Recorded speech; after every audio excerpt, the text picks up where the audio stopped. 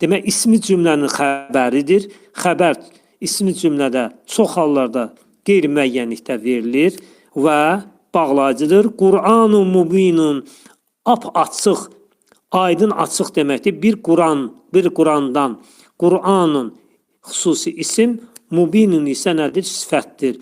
İsimlə sifət arasında buna dedik. Uzlaşan təyini söz birləşməsi. Bunlar arasında 4 hal özünü gözləməlidir. Qeyri-müəyyənlik və müəyyənlik, cins, hal və kəmiyyət. Apaçıq, mubinun isə feilin 4-cü babının ismi faildir. Əbənə yubinu mubinundur. Keçək 70-ci ayə, sonuncu ayə.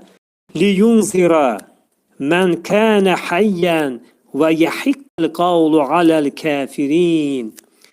Liyunzira mən kənə hayyən, yəni diri olanlara xəbərdar edəsən, diri olan kimsəni və yaxud xəbərdar edəsən, belə də demək olar.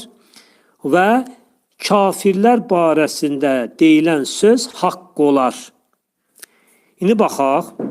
Liyunzira, onu demək xəbərdar edə, o xəbərdar uyarması üçün, xəbərdarlıq etməsi üçündür mənası. Li burada feil muzarini nəsb edən ədatdır. Yəni feilin indiki gələcək zamanı nəsb edir, sonunu neynir? Fəthələndirir. Liyunzirə xəbərdar, onu xəbərdar etməsi üçündür mənası. Mən kimsəni məf'uldur, yəni vasitəsiz tamamlıqdır.